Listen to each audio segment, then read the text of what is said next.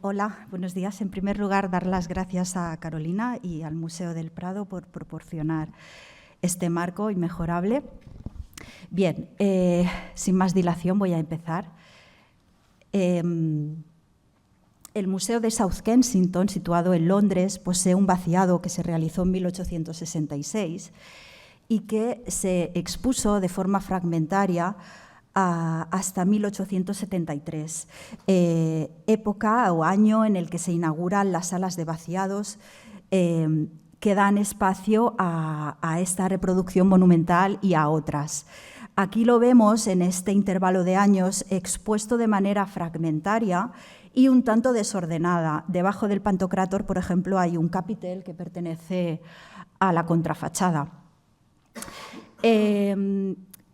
Dos publicaciones preceden al Pórtico de la Gloria en yeso, escala 1:1.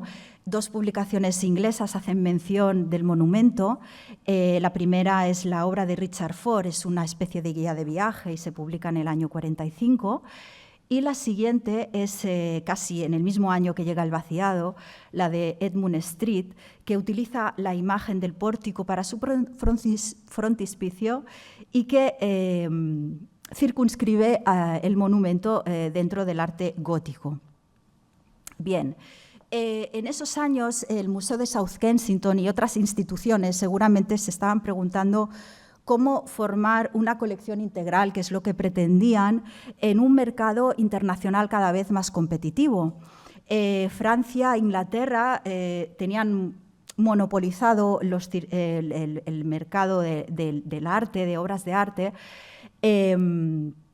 Circuitos habituales eran obras españolas, italianas y griegas que pasaban por las capitales de Francia e Inglaterra, que distribuían a otros países. Y en concreto, en España, hay un aumento de desamortizaciones a partir de la segunda mitad del siglo. Esto propicia que también aumenten las subastas. Y además hay un creciente interés por el arte español, ya no solo por el exotismo de la Alhambra o por la pintura de los siglos XVI y XVII, que se exponía en las principales capitales europeas desde hacía algunos años, sino que el interés por la cultura y el arte español aumenta y tienen interés por todas las manifestaciones artísticas españolas. Esto propicia que salgan bienes a colecciones extranjeras. En esos años trabajan en el museo, forman un tándem perfecto, dos personalidades, Charles Robinson y Henry Kuhl, que es el director del museo. Henry Kuhl apuesta por las nuevas tecnologías y por las tradicionales también, y pretende formar una colección con originales y con reproducciones.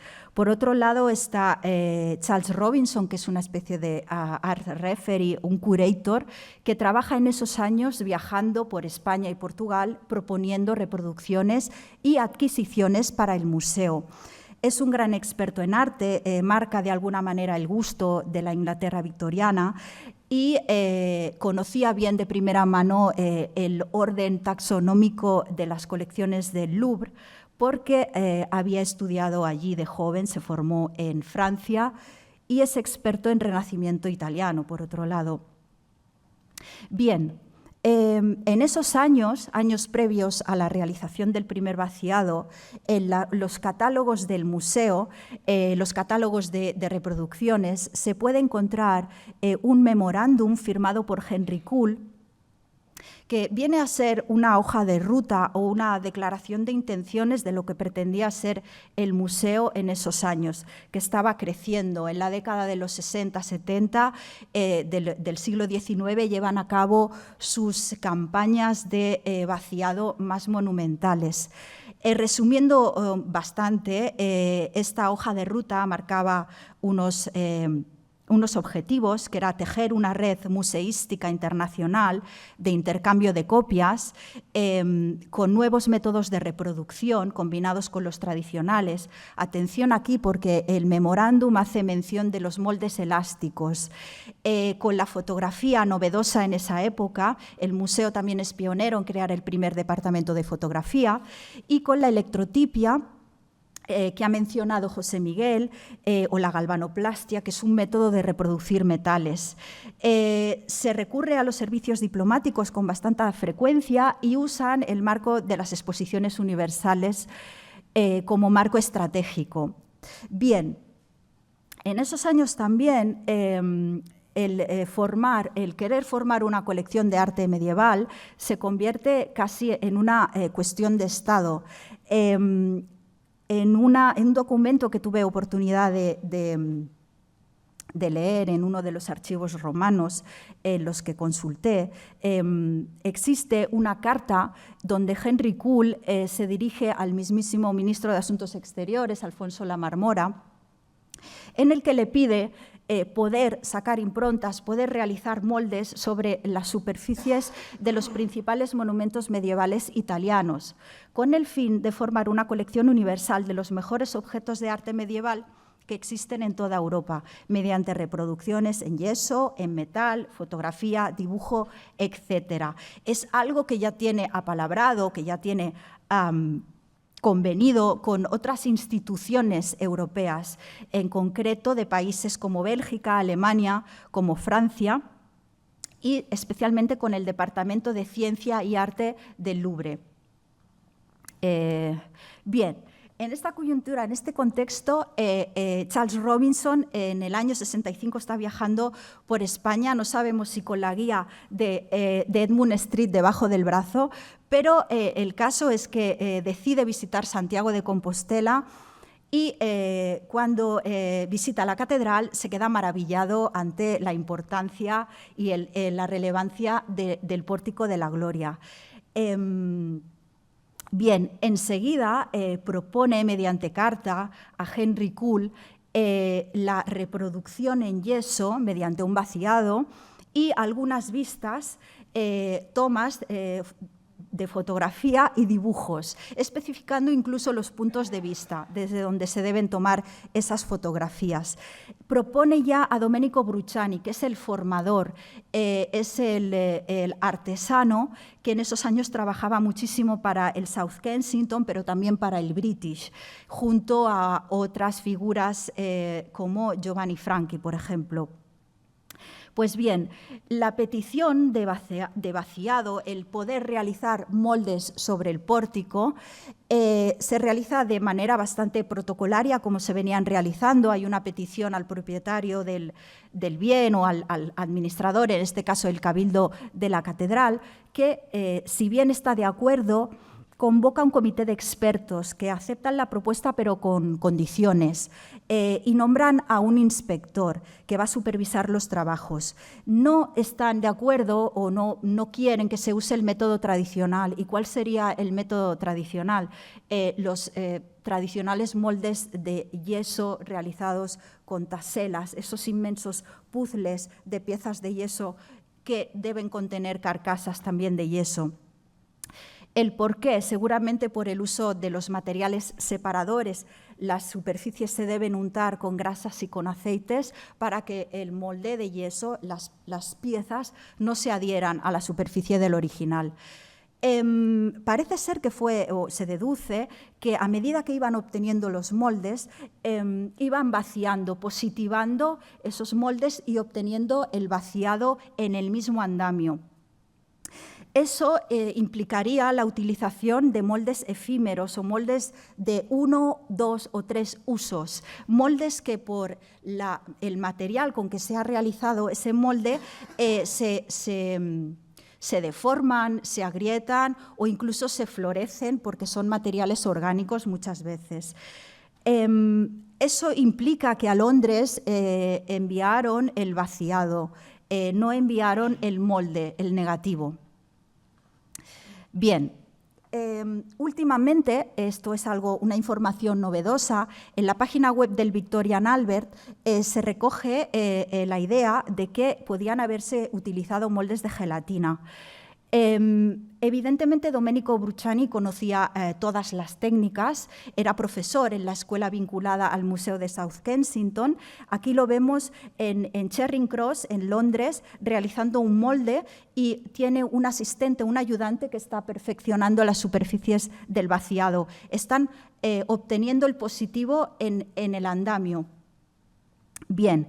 Esto quizás implica el uso de un tipo de molde desechable, como digo, que no se puede, se debe utilizar prontamente. ¿Por qué moldes de gelatina? Como rezaba el memorándum de Henry Kuhl, era una gran novedad para poder obtener copias monumentales, pues por su elasticidad. Esto implica rapidez, porque se realizan menos piezas. Esto también quiere decir que se desmoldea de manera más fácil y las superficies originales quizás sufren menos daños mecánicos y por ello es menos agresivo, aunque esto es bastante relativo. Además es un material reciclable que se debe hidratar, calentar y aplicar vertiendo en caliente en carcasas herméticas y esperar a que gelifique para poder desmoldear. Pues bien, quizás por esto, porque se acarreaba menos peso y sobre todo menos volumen, y esto era muy necesario en lugares lejanos donde se llegan a realizar campañas de vaciado monumentales. Para comparar un poco, para buscar paralelismos sobre cómo se podía haber realizado el molde del Pórtico de la Gloria, aquí tenemos algunas campañas de vaciado que se iniciaron durante el siglo XIX y se utilizaron muchos materiales, algunos novedosos en la época, como el cemento, como el gutapercha, que es una especie de caucho. Se realizaban básicamente o mayormente moldes de yeso, de arcilla, de gelatina, de papel, de cera, y se vaciaba in situ, incluso en itinerancia o en destino. Los ingleses y los franceses monopolizan estas campañas, tienen accesos a territorios colonizados o a veces explorados. En Inglaterra, por ejemplo, en las zonas de Irán, de Irak, las colonias de la India, como no, donde el South Kensington realiza moldes de gelatina algún año después del molde del Pórtico de la Gloria. Emblemáticas son los vaciados de Louis de Laporte, en este caso franceses, que fue el director del Museo Indochino y que sustrajo originales, pero también realizó muchísimos vaciados. Owen Jones en la Alhambra, en el patio Alhambra de la Exposición Universal de Londres del 54, por ejemplo, y por mencionar algunas, en Mesoamérica también se llevaron a cabo grandes campañas, en Guatemala el yacimiento maya de Quiriguá. Pues bien, los manuales de la época recogen esta técnica más desconocida en la actualidad, los moldes de gelatina, que si bien sí existía en el pasado, en estos años, a partir de la segunda mitad, se adapta a las necesidades de la arquitectura. Se necesitaban grandes carcasas o complejas carcasas y se adaptan a superficies escultóricas ya de mayor formato, ya no solo de monedas, de camafeos o incluso de naturalezas muertas, sino a superficies arquitectónicas y a veces combinado con piezas en yeso que conforman un mismo molde, una forma en negativo, yeso y gelatina. Estas técnicas, de alguna manera, es necesario conocer cómo funcionan y llevarlas a la práctica en la actualidad, pero especialmente para valorar los daños y los sustratos que pudieron dejar sobre las superficies originales. Los mismos técnicos que van escribiendo estos manuales se van actualizando y comparten su información en el ámbito de las exposiciones universales. He querido poner este ejemplo que es muy ilustrativo para que se vea la diferencia entre la realización de un molde ordenado de yeso por piezas y un molde en gelatina. La misma escultura del yacimiento maya de Quiriguá se vació en 1883 por Lorenzo Giuntini, que fue un discípulo de Domenico Bruciani, y le llevó 3 meses y el molde lo conformaban 600 piezas. En cambio, la Escuela Americana de Arqueología, capitaneada por Neil Judd, que fue un arqueólogo, realiza un molde de la misma escultura zoomorfa y tarda 15 días y el molde se configura de 11 piezas. La diferencia es bastante abismal. Bien, volviendo a Europa y volviendo al Pórtico de la Gloria. Tenemos nuevos fragmentos del Pórtico de la Gloria en el año 67, en el marco de la Exposición Universal. De alguna manera se oficializa en un ambiente muy solemne y quizás muy distendido por la firma en el año 60 del Tratado de Libre Comercio entre Inglaterra y Francia. Se firma esta convención internacional para promover el intercambio de copias y la firman 15 países de representantes europeos. Viene a ser esta oficialización del memorándum de Henry Kuhl de 64 y el museo se erige como modelo a imitar, promocionando sus prácticas y mostrando sus mejores ejemplares. Uno de sus mejores ejemplares eran los fragmentos del Pórtico de la Gloria, por su calidad artística y también técnica. Se exponen 2 fragmentos, uno de ellos es la clave del arco central que corona el tímpano, la de los ancianos del Organistrum, que actualmente tiene la Cité de l'Architecture en sus fondos y que describe como surmoulage. Esta palabra francesa nos da información técnica, nos está diciendo que es una copia de una copia, que no es un ejemplar que viene del primer molde sacado de las superficies originales, sino que es de un molde que a su vez se realizó sobre una copia. Bien. El otro fragmento, del cual no dispongo de fotografía, sé que algún fragmento queda, pero se debe encontrar en mal estado, pertenece a la jamba derecha. Es un fragmento con San Pedro, San Pablo y una columna que en el original es de mármol, torneada del nivel inferior de la jamba. En el catálogo de 1910, del Museo de Escultura Comparada, porque de la Escuela de Bellas Artes de París estos fragmentos pasan al Museo de Escultura Comparada, se describe el fragmento, pero hay algo que no cuadra, porque dice que está San Pedro, lo reconocen por las llaves y porque es el único que va calzado con escarpines, los demás van descalzos o van con sandalias, y que al lado hay otro apóstol que no identifican, evidentemente es el apóstol San Pablo. Dicen que debajo está la columna que representa, la columna torneada, el sacrificio de Isaac. Pero en el pórtico original, el sacrificio de Isaac pertenece al lado izquierdo, al lado del Antiguo Testamento, y justamente está debajo del profeta Isaías. ¿Esto es una evocación o una invención o es un error?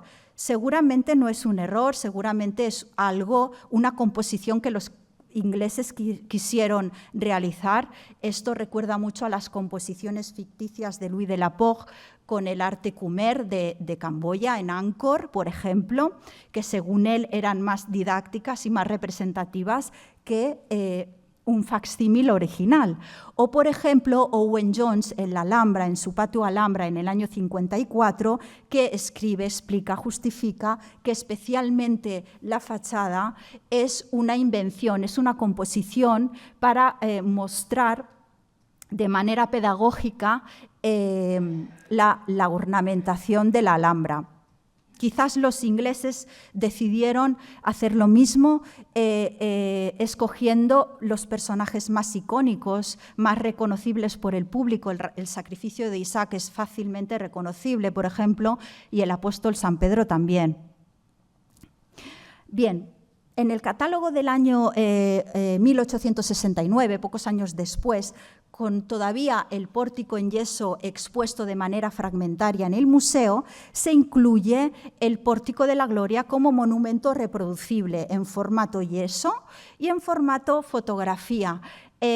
Justo después de la realización del vaciado, llega el fotógrafo oficial, Thurston Thompson, del South Kensington Museum, y realiza unas fotografías. He querido poner algunas de la contrafachada porque es la menos difundida y que publica la Arundel Society en el año 68.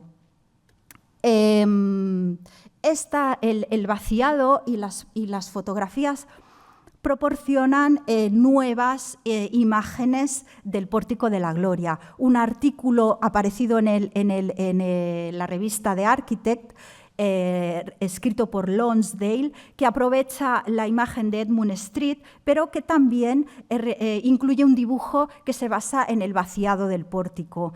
Y la obra de López Ferreiro del 86, que utiliza figuras basadas en las fotografías. Evidentemente, el vaciado del pórtico y las fotografías proporcionan nuevas perspectivas que el pórtico original situado en un nártex eran difíciles de que proporcionaran esos puntos de vista. Bien, y ya para concluir, el Pórtico de la Gloria en el siglo XX se consagra como obra maestra del románico europeo.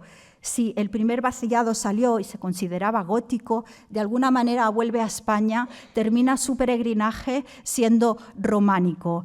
En 1926 y 1929 se adquieren en diferentes puntos de España nuevas réplicas del Pórtico de la Gloria. El Museo de Reproducciones de Madrid intercambia con capiteles de Silos y apóstoles de la Cámara Santa de Oviedo fragmentos del Pórtico de la Gloria, el apostolado del Arco Sur y el parteluz con Santiago entronizado.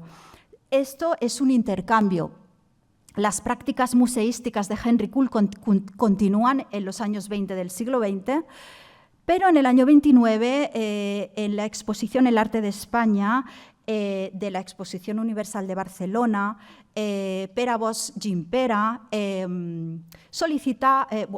compra una reproducción completa del Pórtico de la Gloria. De alguna manera se cierra un periodo o se empiezan a cambiar las prácticas museísticas en estos años, ya no es un intercambio, es una compra. Y si dos publicaciones predecían el primer vaciado, dos publicaciones preceden los últimos vaciados, los del siglo XX. La obra monográfica de López Ferreiro, que ya hemos mencionado, y la obra de Kingsley Porter sobre escultura románica en las vías de peregrinación, situando el Pórtico de la Gloria y a la Catedral de Santiago como un lugar influyente dentro de las vías de peregrinación europeas. Quisiera terminar con algunas consideraciones sobre el tener o no tener los moldes, no tener un stock de moldes en los depósitos o en los talleres de vaciados. En esos años, a partir de la segunda mitad del siglo XIX, recurrir a los originales era muy difícil. Era costoso, pero muchos propietarios o gestores de estos bienes prohibieron o restringieron el acceso con andamios y, sobre todo, la aplicación de sustancias que provocaban daños mecánicos y transformaciones en la superficie. Además, quizás, no solo por eso, aparte de que era difícil recurrir a los originales, se da el caso de que podría ser lógico de que quisieran tener moldes en stock, pero ocupaban muchísimo espacio. No es lo mismo guardar moldes de esculturas que de portadas monumentales del románico y del gótico. Los moldes de largo rendimiento, además, los moldes tradicionales a buena forma, se estropean. los stocks se agotan también y hay que recurrir nuevamente a los originales o si no a otras copias, y esto hace que la calidad de las copias se reduzca. Pero hay que reflexionar, porque si las copias escasean, el incremento del valor de las reproducciones aumenta. De hecho, por ejemplo, el British Museum, con algunos fragmentos que tenían de Persépolis, a finales del siglo XIX,